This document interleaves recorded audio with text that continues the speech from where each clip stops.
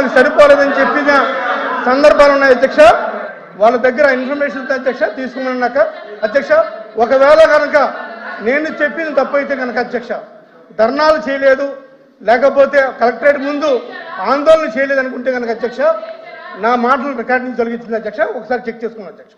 చేసుకుంటే కనుక మీ ద్వారా సభ ద్వారా మంత్రి గారిని అదేవిధంగా వివిధ శాఖ మంత్రులు గారు అడుగుతుంది ఏంటంటే కాంపన్సేషన్ ఫుల్ ప్లెడ్జ్డ్గా ఇచ్చారా లేదని అడుగుతాను కనుక 3 క్వశ్చన్లు అధ్యక్ష. Thank you.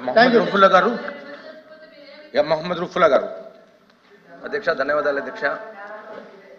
వరద బాధ్యతలో ఇప్పుడు నేను కూడా ఒక బాధ్యుడిని అధ్యక్ష.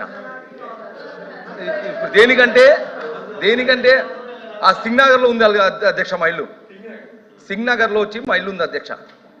స్వయంగా 15 రోజులు ఆ వరద బాధ్యతలు నేను ఉండి అక్కడ ఎలా జరుగుతుంది ప్రత్యక్షంగా చూసిన వ్యక్తి అధ్యక్షను.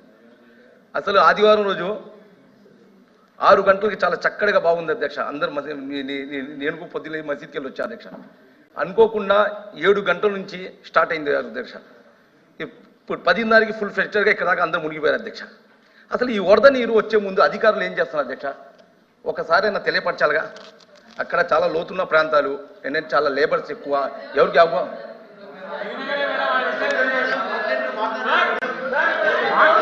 అధ్యక్ష మాట్లాడమంటే మాట్లాడుతూ రాగండి. నేను సింగ్నగర్ బాధ్యుడిని సార్. నేను సింగ్నగర్ బాధ్యుడిని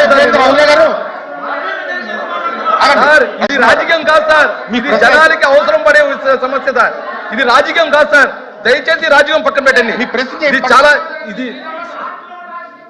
సార్, ఇది రాజకీయం కాదు సార్. చాలా అందరు జనాలు లక్షల మంది, వేల కుటుంబాలు నష్టపోయారు సార్.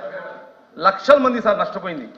దయచేసి మీరు మీ దగ్గర ఇప్పుడు ఎన్ని అప్లికేషన్లు వచ్చినాయి, మీరు ఇప్పుడు ఎంతమందికి ఇచ్చారు డబ్బులు, ఇంకా ఏమైనా అప్లికేషన్ పెండింగ్ ఉన్నాయా, అది ఇప్పుడు ఎప్పుడు కలిస్తారని మన మంత్రి గారు తెలవలసిందిగా కోరుకుంటున్నాం సార్ మీ ద్వారా. లక్ష్మణరావు గారు. అధ్యక్ష, మీ ద్వారా గౌరవ మంత్రి గారి దృష్టికి 3 విషయాలు తీసుకొస్తున్నా. ఒకటి, వ్యవసాయదారులకు ఇచ్చినటువంటి సహాయంలో పట్టాదారు పాస్బుక్ కొన్నటువంటి రైతులు సహాయం పొందారు అధ్యక్ష. కానీ ఆ ప్రాంతంలో కౌలుకు చేస్తున్నటువంటి రైతులకి ఇంకా అనేక మంది సహాయం అందలేదు అధ్యక్ష. ఆ కౌలుదారులకు కూడా ఇప్పటికైనా సహాయం ఇవ్వాలని చెప్పేసి మీ ద్వారా కోరుతున్నాను.